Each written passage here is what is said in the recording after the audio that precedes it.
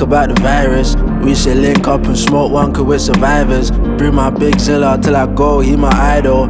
All veteran, came home 10 homicidal. Lies in the news on front page, he went viral 2 weeks before he... Hello folks all over the world. Good evening, good afternoon, good morning, good night, I think that's about all of them. Welcome to episode 16 of the Masterclass, which is actually the New Year's special. I got Zilla on the phone. Zilla, say what's up to the people. Yes, my people. What's happening? Hope you have a good festive season and you eat enough, ready enough, and looking forward to a new journey, a new adventure. And as I say, if you stay focused, you keep the mind active, the journey is what it is. And if you change your mindset, you change your circumstances. So, yeah, we're looking forward to a good chat, and hopefully you can learn something new and just put it into perspective for yourself, because I know everything we say I go believe, but pick sense out of nonsense, as them say. So yeah, let's get it. So, with the new year, it brings us a lot of, new year, it's kind of more, for me, it's more of a mind state thing, how your mind is, how the people around you are treating the new year, and a lot of people, for me, sorry, let me start again. The reason I actually came up with the concept for this episode was actually, one day I was talking to Zilla and we were talking about, I was talking about people going against their nature. So it's like, your nature is, right now it's winter for all animals, mammals, whatever you want to call yourself. It's hibernation time, you feel what I'm saying? You stack the food, this is bulk up season, this is where you put your weight on, you feel what I'm saying? And the sun comes out, you start shredding it off. But then consumerism has got you fixated on new year, new me. Yeah. So January 1st comes around and people are trying to lose weight and get their dream body in the middle of natural hibernation. You know what I mean? Yep. Yes, sir. And just talking about that and kind of understanding that you're going against your nature, people going up against their own nature for their true self. Your true self consists of you, innit? Because everybody, even though we've got blood, flesh, bones, organs, we've got different DNA, different structure, different blood group. Some blood type is rarer than some, because you got like rhesus negative and O. I think O positive and O negative is the two common one, and then you've got some rare one. So when you go against your natural genetics, as in your natural body, because you yourself have to understand your own body. And yeah, as you said, naturally, winter is a time when animals and you, because even in you as a person, in winter you automatically put on weight because you eat more, especially if you have the smaller build, as in you're not voluptuous, or you haven't got, if you're not on the plus side, your body, because at that stage you're more flesh and muscle, so your body are going to crave more food for you, for put on, for build more fat to create layers. Of course, for warmth. From the cold. Yeah, of course. So if you genuinely start putting on things, it's not something you're worried about. Yeah. The time for you to lose weight or trim back down to a build. Yeah. Look at athletes, as in track and field athlete. Mm. They train, they do bulking up. Season is beginning of winter, end of autumn, which is end of November going into December. Yeah. So they call it winter training. So they eat all the food and then do endurance training, which then do weights and all of that long distance rowing and treadmill or whatever they do. Or even though they do winter training, they probably go somewhere slightly warmer than their normal climate, as in England or Scotland, Wales and whichever, yes? Yeah. And then when it come down to springtime, i.e. end of February, beginning of March, which is spring, that's when they start shed the weights, which they start do lightweight, whole heap of reps, and that's when the body start get toned. And then by the time they go into summer, which is like 2024, you got the Olympic in France, this is where they're to their full peak and potential, but they train nearly 6-7 months just for that 10 seconds or 9 point something seconds where they're gonna run. So then, okay, so then let's just touch on that point that you said before we move on. The whole Olympic peak athletes, yeah.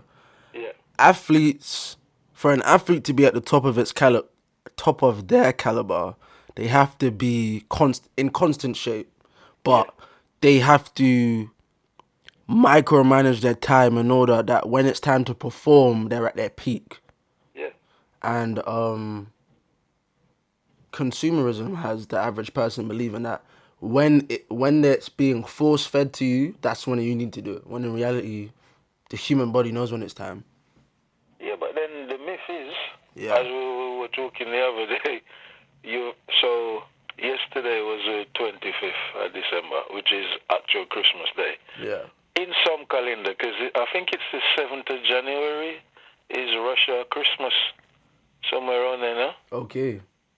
So it's slightly different, and Chinese New Year's is, what, February? Yeah, it's in February somewhere.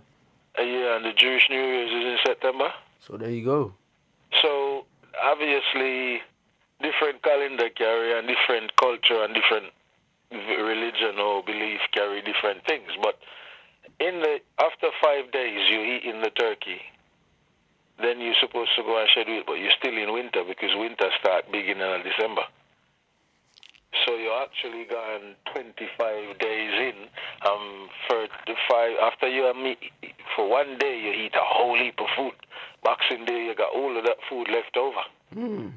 And then 6 days later, you said, oh, yeah, the resolution is I'm going to, you realize by the middle of January, You can't drop that weight. and you get fed up with the gym because it's literally impossible. When you eat in more food, because most people have this idea if they go to the gym hungry, then they train. But then when the muscles start crave, there's nothing to feed off because you ain't got no food, so it feed off the muscle. Then you get muscle tear, then you get an injury. Then you decided, I ain't going back to no gym because I don't like how my body feels. Yeah, of course, naturally. It's crazy. So it's like all of these ideas they put into your head, but because you don't naturally understand your own body, Yeah. you just do as they say, and it sounds good because, oh yeah, it's time to look good. But summer, if you notice in the summertime, people eat salad. Of course. And it's not that a salad you genuinely want to eat, is because it's the easiest and the lightest thing to eat because genuinely in the summer you drink more fluid. Of course. So your body will stay trim anyway. You won't put nothing on because you're drinking juice or you're drinking water. So automatically your body, all the water pass through you. Yeah. So it's just the natural way how nature intended to be, but we tends to go against the grain of it, and none of it makes sense. Yeah. But then here's another twist for you. We talk about New Year's, but building up to New Year's. Mm-hmm. And then I'm going to say it from my perspective. Okay. Parents always demand that their children don't lie to them, right? Of course. And you get, I mean, it don't really happen like this these days in society because of the position that society position themselves. But they say you normally would get a slap or a smack or something if you lie to your parents. And they mistrust you now because they see you as a liar, right? Okay, yeah, that's a fact. But they teach you to lie. Tell us how. Okay, so your parents work all year. Yeah. And they're gonna reward you with a gift. They know for the whole year you want a DVD player or a game, PlayStation or Xbox or whatever. Yeah. You fancy, or you might want a TV in your room or a computer or something, right? Yeah. So they're gonna treat you. Of course. But they're waiting for Christmas Day to surprise you. Okay. But the biggest lie, and we all cherish it like it's the greatest thing that ever happened to mankind. Yeah. And it's a lie. No matter how much you try to fancy it up and no matter how you try to nice it up, it is a lie. You tell your children that some fat bloke climbed down the chimney stack, which is impossible for him to get down there, while you were sleeping, and put your stack, your thingy, under under a tree. Yeah. So when you wake up in the morning, there's a present from Santa. But then if you think about all the people living in London. In a flat. Alone. No, in London alone. No, we forget the flat. In London alone, we were talking about 20, 30 million. Something like that. Yeah, that sounds about right. And he managed to give the people that is on his list all of that thing from the minute you go to bed till when you wake up the next morning. Doubt it. But then, if you lie to your parents, they still smack you up. But you're supposed to believe that some fat dude come down the thingy. Why are you lying to the children in the first place? But you'll expect them to be honest with you because you can't even tell them the truth that you bought them a present. What is that story about? That's kind of mad, though. So if you telling them that lie from the beginning, that, oh yeah, Santa bring you a present when you work all year to buy this thing for your youth, then you think they're not going to believe you when you said to them, say, oh yeah, 6 days later, you can go and lose the weight in the middle of winter. Yeah, it's a bit mad, isn't it? They're going to believe that too because you just told them that some fat dude climbed down the chimney and give you a present. Yeah. But then you expect them to be honest with you. It doesn't make no sense. So this is something I wanted to touch on, because this is something I found out probably yesterday when I was researching for this episode. Okay. I was researching on the concept of, so there's three main topics of this. The meaning of freedom, the meaning of liberty, and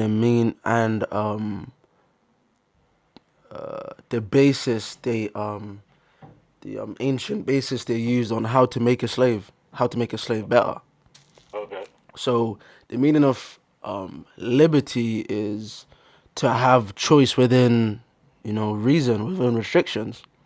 Yeah. So an example of liberty for those listening at home is my dad said I could use the car as long as I don't crash it, or I have to ask him. That's liberty. That's freedom, but it requires something else. Requires something else. You feel what I'm saying? Yeah. And as time has passed, a lot of people have living in liberty for freedom.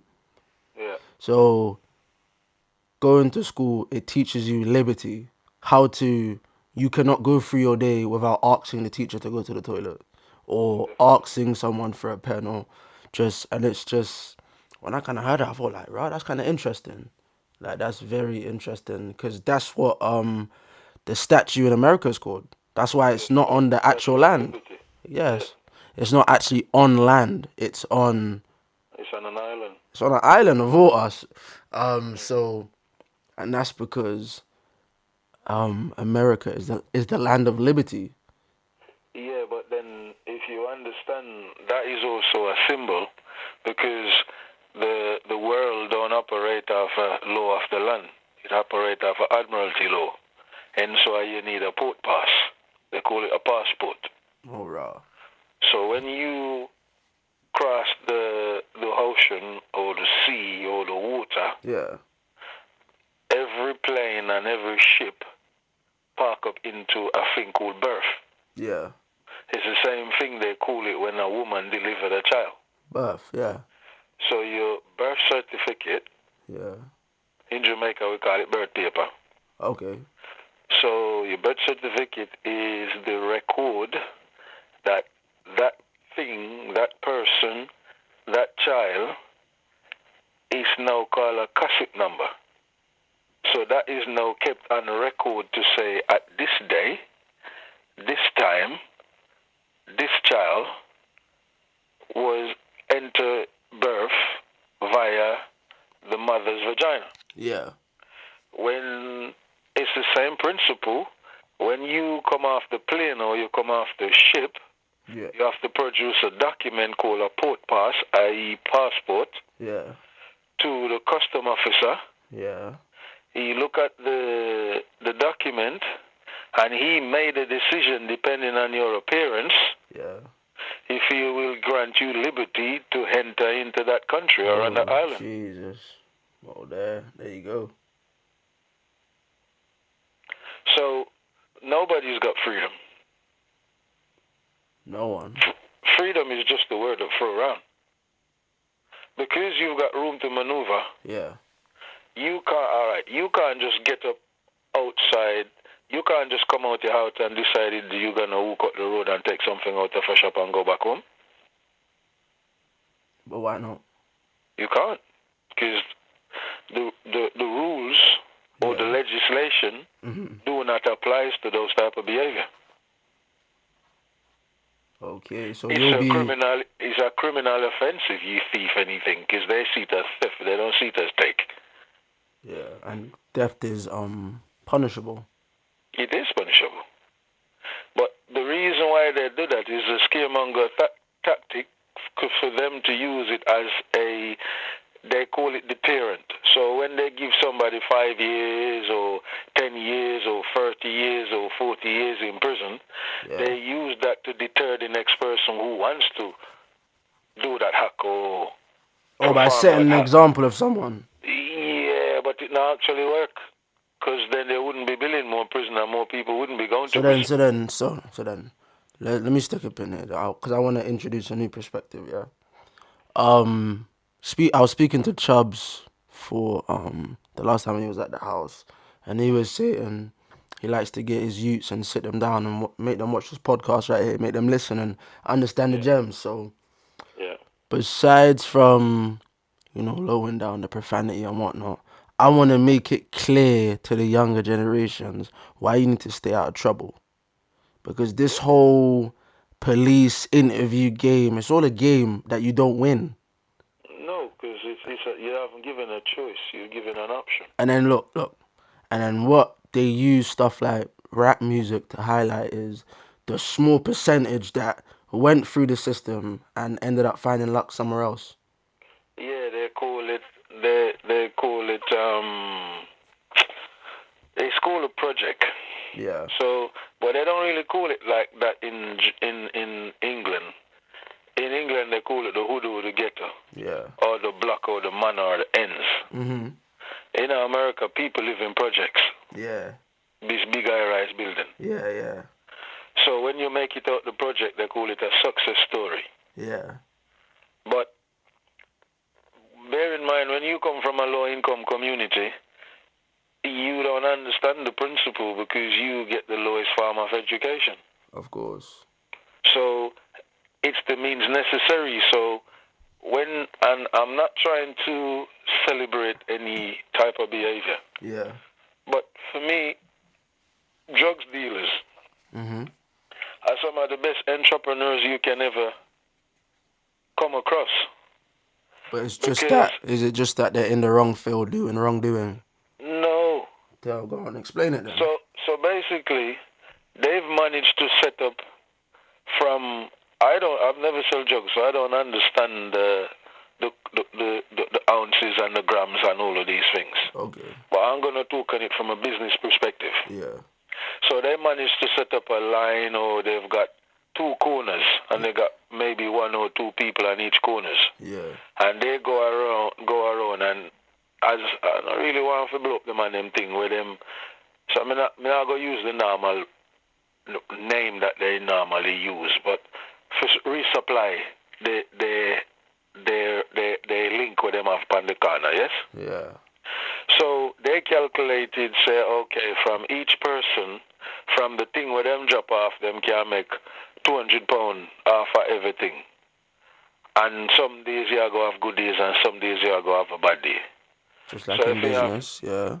So if him have 3 spots and a good day in bringing 2, and this is just, I don't really want the man them to get offensive and I say, well, I disrespect the thing. We're just using them low margin and low numbers so people can understand the conversation and understand where we're going with it. I don't think no one be taking offense. Carry on, we're listening. So, if a man got 3 spots and each spot making 2 bills, yeah, that's £600 for the day. Yeah. In a week, You have a nice piece of food. Monthly, you good. Yeah. Then you manage to advance the empire. Okay. The problem with that, there is no mentorship or business acumen behind it Yeah. because they see it as a hustling. Yeah. So they will work all week and have these people standing out there all week, and then the first thing they do, they make the first $5,000, then go and buy a watch for $5,000. But then now, instead of you increase the product and buy more stock, you have to go and take the thing from the person who normally sell it to you. You go and take it from him on a consignment base. Yeah. So your profit's getting lesser and lesser instead of you making more. Yeah. Because the money you've made as profit, you couple it up with the capital, and then you go and buy a watch. Yeah. That's mad. So now you don't have the profit and you don't have the capital anymore. So now you're out here on consignment. You have to call back the next person and say, listen, I'm gonna need so and so, but I need it on consignment. But because he know you're a good customer, he trusts you with it. So now you're Jesus. You're literally working back for the person because you stupidly just bought a watch. Yeah. So now the $5,000 you made, you can't really buy nothing else with it because you have to pay your consignment money. Yeah. So you gone back into you was independent for 6 months, and then you become dependent after 6 months because So of then that look. stupid watch. So then, back to the question, yeah? Yeah. You said a man been independent for 6 months and then he needs to go link the plug on consignment, yeah? Yeah. That 6 months he was independent. How long in jail do you think that would give him? Because these days, look, I didn't even want to go, I don't really want to go into the jail part. I just want you to understand it from an entrepreneur standpoint. No, but what I'm trying to say is, to the youths watching this, the young children, we're trying to make them understand why jail is a place you don't want to go. The system, you don't want to be in the system. Yeah, because you see, when it goes into kilos and tons, Yeah. it's known as white collar crime. Okay. Them man, they're big fish. So they probably get 10, 15, 20 just to prove a point. So it's a deterrent again. Yeah. But the small little man out up on the street, if he become reoffended, and he constantly I do it and I get caught, the judge threw the rule book at him. Yeah. And he probably now get a 15 or 14 for do half or do 3/4 or something. Again, just to prove a point. Yeah. But if you think about it from a standpoint, the man who was independent for 6 months, all he wants to do is sort out his circumstances, but because he hasn't seen it from an entrepreneurial standpoint, even though he managed to run that business successfully for 6 months until he made that stupid decision to buy the watch or to buy the car. Yeah. Now there should be a transition from there into a limited company where you can find other things that you can now sell because you've made capital where you can go legit. So then I'll ask you this question. Do you and you can ask this off perspective and then ask this off how what you believe to be a fact afterwards. Do you believe that when people used to trap, sell drugs, however you wanna sugarcoat it, before previous generations, they were trapping to get out to make a limited company to then clean up their money, whereas now it's more you're at where you're at. It's a lifestyle because people glorify the lifestyle. Yeah. So a man we born, his mum had a flat from the council or a house from the council. Yeah. And he was born in that house or that flat. He grew up selling shotting from that block. Yeah. He made more than the money times over could bought that house from the council for his mum. Yeah. He still live in that little box room, and he got more designer stuff in there than the room it value itself. Yeah. But he still hasn't bought mommy a yard. Yeah. And he's got the nicest car. He probably got £150,000 car parked up outside. Bro, but the car doesn't suit the life and the house that he lives in. that's kind of mad. So it's the concept of how you now desire things, Yeah. and your desire is so meaningless because now you buying things you can't afford to impress people you don't even know, Yeah. and that's one of the big problem because if you see it as a, because remember, everybody become a product of them environment. Eventually, yeah. So if you grow up in that environment and all you can see is the man them on the side that do them thing, Mhm. 9 times out of 10 you might end up there. Yeah. But then because the example is the big chain and the watch and the nice cars and That's what you strive towards. automatically because you don't know nothing else. So the Mhm. person who you copying from Yeah. passed down, you didn't even ask the question because you see that. It's like sometimes you met some people and they said, oh yeah, back in the days I have the this and the that. Yeah. So Yeah. what are you doing now? Yeah. What are you doing now? Because you're talking about the glory days. What have you got to show from it? Pictures? That's mad. Because we're not interested about the glory days. Of We're course, talking man. about now. Because if you used to drive that nice car then and now you're taking the bus